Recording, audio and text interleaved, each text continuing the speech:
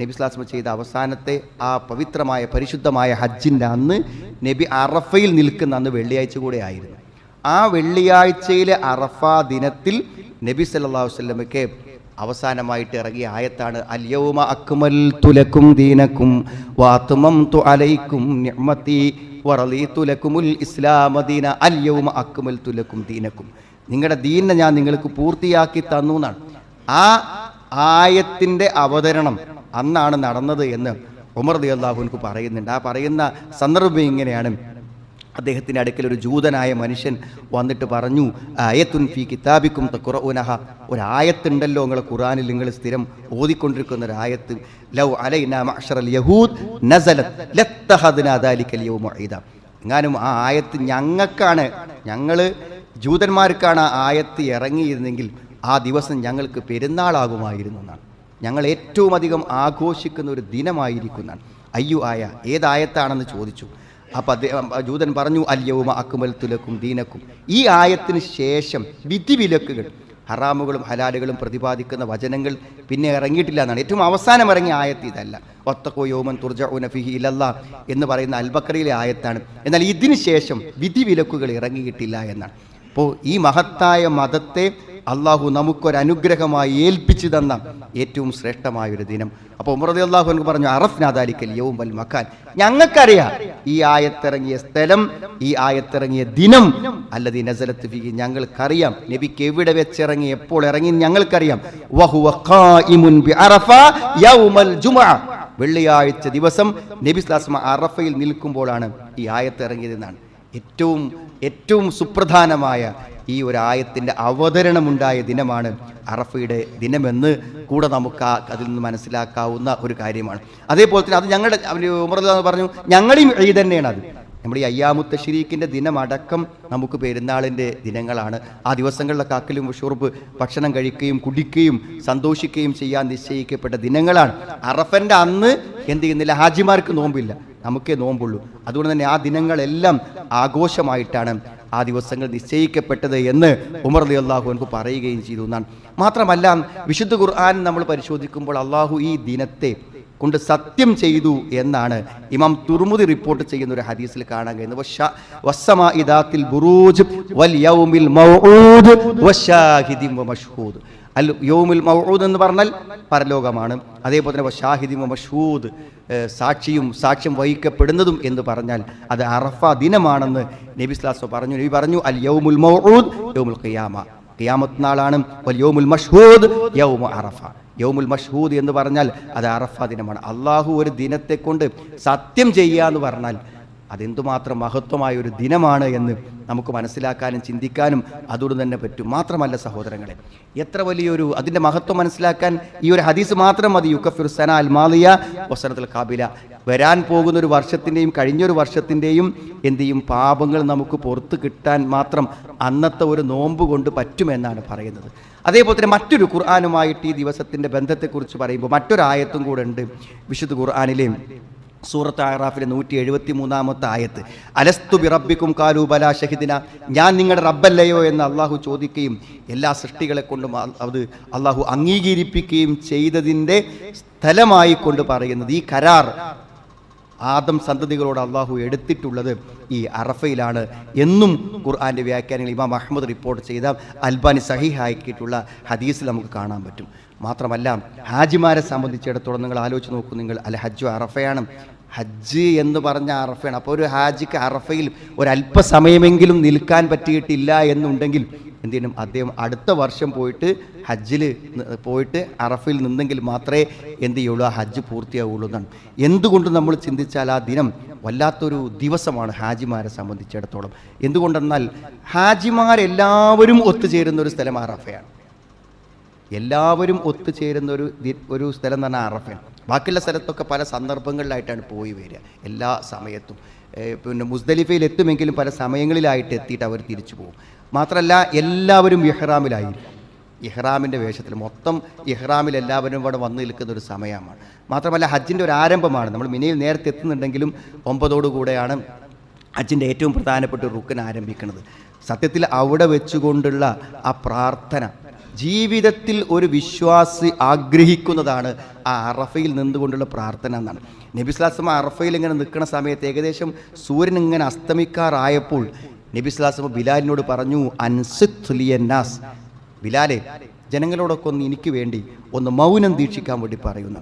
അപ്പോൾ ബിലാൽ റളിയല്ലാഹു അൻഹു എഴുന്നേറ്റിട്ട് അൻസിത്തൂലി റസൂലില്ല, അള്ളാഹുവിൻ്റെ റസൂലിന് വേണ്ടി നിങ്ങളൊക്കെ മിണ്ടാതിരിക്കും എന്ന് പറഞ്ഞു. ഫനസത്തന്നാസ്, അപ്പോൾ ജനങ്ങളെല്ലാവരും മൗനമായിട്ടിരുന്നു. അപ്പോൾ നബി സ്വല്ലല്ലാഹു അലൈഹി വസല്ലം പറഞ്ഞു, മഅശറന്നാസേ ജനങ്ങളെ, അതാനി ജിബ്രീൽ ആനിഫൻ, ഇപ്പോൾ ജിബ്രീൽ എൻ്റെ അടുക്കൽ വന്നു, എന്നിട്ട് എൻ്റെ റബ്ബിൻ്റെ സലാം എന്നോട് പറഞ്ഞു. എന്നിട്ട് പറഞ്ഞു, ഇന്നല്ലാഹ ഗഫറ ലി അഹ്ലി അറഫ, അറഫയിൽ ഒരുമിച്ച് കൂടിയ എല്ലാവരുടെയും പാപങ്ങൾ അള്ളാഹു പോർത്തിരിക്കുന്നു എന്നാണ്.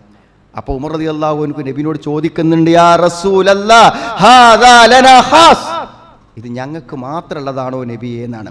ഹാദാ ലക്കും വലിമൻ അതാ ബഅദകും ഇലാ യൗമിൽ ഖിയാമ, ഇത് നിങ്ങൾക്ക് മാത്രമല്ല നിങ്ങളുടെ ശേഷം വരാൻ പോകുന്ന ആളുകൾക്കും ആ അറഫയിലൊന്ന് നിൽക്കാൻ പറ്റിയാൽ മുഴുവൻ പാപങ്ങളും പുറത്തു പോകുന്ന സുഹൃത്തുക്കൾ. ഒരു വിശ്വാസി ആഗ്രഹിക്കുന്ന ഒരു ദിനമല്ലേ അത്.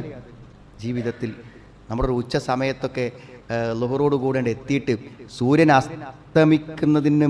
അസ്തമിക്കുന്നതോട് കൂടെ മഗ്‌രിബോട് കൂടെ മഗ്‌രിബ് നിസ്കരിക്കാതെ അവിടുന്ന് തിരിച്ചു പോരുമ്പോഴേക്കും എന്തെല്ലാം നടക്കുന്നു. മാ മിൻ യൗമിൻ അക്തറ മിൻ അൻ യുഅതിഖല്ലാഹു ഫീഹി അബ്ദൻ മിനൻ നാർ, ഏറ്റവും അധികം ആളുകളെ അള്ളാഹു നരകത്തിൽ നിന്ന് മോചിപ്പിക്കുന്ന ദിനം. എത്രയോ ആളുകൾ നരകത്തിൽ നിന്ന് രക്ഷപ്പെടുന്ന ദിനമാണ് ആ ദിവസം. മിൻ യൗമി അറഫ, അറഫ ദിനത്തിൽ. വ ഇന്നഹു ലയദ്നു, അള്ളാഹു ഇറങ്ങി വരുന്നാണ്. എന്നിട്ട് തുമ്മ യുബാഹി ബിഹിമുൽ മലായിക, മലക്കുകളോട് അള്ളാഹു ഈ ഒരുമിച്ച് കൂടിയ മഹാജനസഞ്ചയത്തെക്കുറിച്ച് അഭിമാനം കൊള്ളുമെന്നാണ്. എന്നിട്ട് അള്ളാഹ് പറയും, മാ അറാദ ഹൗലായി, ഇവരെന്താണ് ഉദ്ദേശിക്കുന്നത്, ഇവരെന്തിനാണ് വന്നത് എന്ന് ചോദിക്കുമെന്നാണ്. അതാണ് അറഫയിലെ ഏറ്റവും. മാത്രമല്ല, ഇന്നല്ലാഹ യുബാഹി ബിഅഹ്ലി അറഫ മലായികത്തു, അവിടുത്തെ മലക്കുകളെ കൊണ്ട് അള്ളാഹു എന്ത് ചെയ്യും, അവിടുന്ന് അഭിമാനം കൊള്ളുന്നതാണ്. എന്നിട്ട് അള്ളാഹു പറയും മലക്കുകളോട്, ഉൻദുറു ഇലാ ഇബാദി, ദാ എൻ്റെ അടിമകൾ വന്ന് നിൽക്കുന്നത് നോക്കൂ എന്നാണ്. ഖദ് അതൗനി ശഅസൻ ഗുബ്റൻ ലാഹീൻ, നല്ല വെയിൽ കൊണ്ട് പിന്നെ അതേപോലെ തന്നെ ആകെ ജട പിടിച്ച് പൊടി പിടിച്ച് അവരിതാ വന്നിരിക്കുന്നു എന്നാണ്. അതൊരു വല്ലാത്ത നൃത്തവും വല്ലാത്തൊരു യാത്രയാണ്. അതൊരു പ്രത്യേക അവസ്ഥയിൽ അവിടെ വെച്ചുകൊണ്ട് സുഹൃത്തുക്കളെ ആ ലക്ഷക്കണക്കിന് ലക്ഷോപലക്ഷം ആളുകൾ അള്ളാഹുവിലേക്ക് കൈയുയർത്തി കരയുന്ന കണ്ണീരൊഴുക്കുന്ന ഒരു മഹത്തായ ഒരു ദിനമാണെന്ന്. അതുകൊണ്ട് തന്നെ അറഫയുടെ ദിനമെന്ന് പറഞ്ഞാൽ ഒരാളുടെ ജീവിതത്തിൽ മറക്കാത്ത ദിനമാണ്. ഹജ്ജിന് വേണ്ടി പോയ ഒരാൾ തിരിച്ചു വന്നു കഴിഞ്ഞാൽ ജീവിതത്തിൽ മറക്കാത്ത ഒരു ദിനമാണ് അറഫ. കാരണം അള്ളാഹുവുമായി അടുത്ത് നിന്ന് തൻ്റെ എല്ലാ സങ്കടങ്ങളും കാര്യങ്ങളും അള്ളാഹുവോട് പറഞ്ഞ നമ്മുടെ പാപങ്ങൾ മുഴുവനും പുറത്തു തരുന്നൊരു ദിനം. അത്മംതു അലൈക്കും നിഅമതി എന്നതിൻ്റെ വിശദീകരണത്തിൽ കാണാൻ പറ്റും. അനുഗ്രഹം പൂർത്തിയാക്കി അറിഞ്ഞാൽ അനുഗ്രഹങ്ങളാണ്, അള്ളാഹുവിൻ്റെ വലിയൊരു അനുഗ്രഹമാണ് പാപം പുറത്തു തരിക എന്ന് പറഞ്ഞാൽ. അതും കൂടി ഇതിൽ ചേർത്ത് പറയുന്നുണ്ട്. ലിയഗ്ഫിറ ലകല്ലാഹു മാ തഖദ്ദമ മിൻ ദംബിക വമാ തഅഖർ വയുതിമ്മ നിഅമതഹു അലൈക്, നിനക്കുള്ള അനുഗ്രഹം പൂർത്തിയാകാൻ എന്ന് പറഞ്ഞുകൊടുത്ത് പാപമോചനം കൂടെ പരാമർശിക്കപ്പെട്ടിട്ടുണ്ട്. അതുകൊണ്ട് തന്നെ സഹോദരങ്ങളെ, നമ്മളാരും ഹജ്ജിൻ്റെ ഭൂമിയിലല്ല, ഹജ്ജിൻ്റെ ഹാജിമാരല്ല. ഹജ്ജിന് പോകേണ്ടവരെല്ലാവരും പോയി കഴിഞ്ഞു. സ്വാഭാവികമായും ആ അറഫ ഒരുമിച്ച് വരുമ്പോൾ, ആ അറഫ ദിനം സമാഗതമാകുമ്പോൾ ഇത്രയും പുണ്യം നിറഞ്ഞ ഒരു മഹത്വരമായ ദിനത്തിൽ ആ ദിനത്തിൻ്റെ പകൽ മുഴുവൻ ഒരു നോമ്പുകാരനാകാനുള്ള ഭാഗ്യം മതപരമായി നമുക്ക് നിശ്ചയിച്ച് തന്നിട്ടുണ്ട്. 2 വർഷത്തെ പാപങ്ങൾ പൊറുക്കുന്ന ഒരു മഹത്തായ ദിനമാണ്. നമ്മളും നമ്മുടെ കുടുംബാംഗങ്ങളും എല്ലാം ആ ദിവസം ശരിയായ രൂപത്തിൽ നമ്മൾ ഉപയോഗപ്പെടുത്തുവാനും ആ നോമ്പ് ശരിയായി നിർവഹിക്കുവാനും നമ്മളെല്ലാവരും പരിശ്രമിക്കണം. ഖൈറു ദുആഇ ദുആഉ യൗമി അറഫ, അറഫയുടെ ദിനത്തിലെ പ്രാർത്ഥനയാണ് ഏറ്റവും ഉത്തമമായ പ്രാർത്ഥന. അന്ന് ചെല്ലേണ്ട ദിക്റുകൾ ഏറ്റവും ലാ ഇലാഹ ഇല്ലല്ലാഹു വഹ്ദഹു ലാ ശരീക ലഹു ലഹുൽ മുൽക്കു വലഹുൽ ഹംദു വഹുവ അലാ കുല്ലി ഷൈഇൻ ഖദീർ എന്ന് പ്രത്യേകം പഠിപ്പിക്കപ്പെട്ടിട്ടുണ്ട്. തക്ബീറുകൾ മുത്തലക്കായും മുഖയ്യദായുമുള്ള തക്ബീറുകളുണ്ട്. സാധാരണ മുത്തലക്കായ തക്ബീർ എന്നാൽ നമുക്ക് ദുൽഹജ്ജ് പറഞ്ഞത് മുതൽ തന്നെ തക്ബീർ ചൊല്ലി തുടങ്ങാം. മറ്റൊന്ന് അറഫയുടെ ദിവസം രാവിലെ മുതൽ അയ്യാമുത്ത ശരീക്ക് മുഴുവനായിക്കൊണ്ട് നമസ്കാരത്തിന് ശേഷമൊക്കെ ആയിട്ട് മുഖയ്യദായിട്ടുള്ള തക്ബീറുകളും ചൊല്ലാമെന്ന് ഈ ഹദീസുകളുടെ അടിസ്ഥാനത്തിൽ പണ്ഡിതന്മാർ നമ്മളെ പഠിപ്പിച്ചിട്ടുണ്ട്. ഏറ്റവും മഹത്തായ ഒരു ദിനം നമ്മുടെ ജീവിതത്തിൽ വരാൻ പോകുന്നു എന്നൊരു ധാരണയോടുകൂടെ തന്നെ നിൽക്കുവാനും ആ അറഫയിൽ നിൽക്കാൻ ഇതുവരെ സൗകര്യം ലഭിക്കാത്തവർ അതിനുവേണ്ടി ആത്മാർത്ഥമായി പ്രാർത്ഥിക്കുകയും അടുത്ത അറഫയിലെങ്കിലും എല്ലാവരുടെയും പാപങ്ങൾ പുറത്തു പോകുന്ന ആ പരിശുദ്ധമായ സ്ഥലത്ത് നമുക്ക് എത്താനും അതേപോലെ തന്നെ ഹജ്ജിൽ പങ്കെടുക്കുവാനും വേണ്ടി നമ്മൾ ആത്മാർത്ഥമായി പ്രാർത്ഥിക്കണം. അള്ളാഹു ഇതുവരെ ഹജ്ജ് ചെയ്തവരുടെ ഹജ്ജും അറഫയിൽ നിന്നവരുടെ പാപങ്ങളെ പുറത്തു കൊടുക്കുകയും ഇനി നിൽക്കാൻ ആഗ്രഹിക്കുന്നവർക്ക് അള്ളാഹു അവസരം പ്രദാനം ചെയ്യുകയും ചെയ്യുമാറാവട്ടെ. അൽഹംദുലില്ലാഹ് ഹംദൻ കസീറൻ ത്വയ്യിബൻ മുബാറകൻ ഫീഹി വസല്ലല്ലാഹു അലാ മുഹമ്മദിൻ വഅലാ ആലിഹി വസ്വഹാബിഹി അജ്മഈൻ.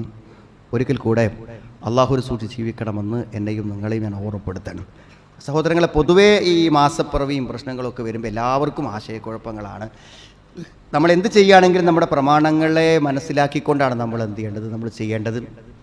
നമുക്കെല്ലാവർക്കും അറിയാം, ഇപ്പോൾ അടുത്ത കാലത്താണ് നമുക്ക് അറഫ എന്താണ്, അറഫ അവിടെ എപ്പോഴാണെന്നൊക്കെ പ്രഖ്യാപിക്കണമൊക്കെ നമ്മൾ അറിയാൻ തുടങ്ങിയത്. അപ്പോൾ ആളുകൾക്ക് പുതിയൊരു സംശയം ഉണ്ടായതാണ്, എന്ത് അറഫയിൽ ഹാജിമാർ നിൽക്കുമ്പോഴാണോ നമ്മൾ നോമ്പ് നോൽക്കേണ്ടത്, അതോ നമ്മൾ ദുൽഹജ്ജ് 9-നാണോ നോമ്പ് നോൽക്കേണ്ടത് എന്ന് സാധാരണ ചോദിക്കാറുണ്ട്. അതിലൊന്നും നമുക്കൊരു സംശയത്തിൻ്റെ ആവശ്യമേ ഇല്ല. ഏതെല്ലാം സുന്നത്ത് നോമ്പുകളുണ്ടോ, ഫർദ് നോമ്പുകളുണ്ടോ, അത് മുഴുവനും നമ്മൾ നോൽക്കാറുള്ളത് നമ്മൾ കണ്ട മാസപ്പിറവി അനുസരിച്ചിട്ടാണ്. അപ്പോൾ നമ്മൾ കണ്ട മാസപ്പിറവി അനുസരിച്ചിട്ട് ദുൽഹജ്ജ് 9 അത് ബുധനാഴ്ചയാണ് വരിക. അന്നാണ് നമ്മൾ ദുൽഹജ്ജ് 10 വ്യാഴമാണ് നമ്മുടെ പെരുന്നാൾ ദിനം.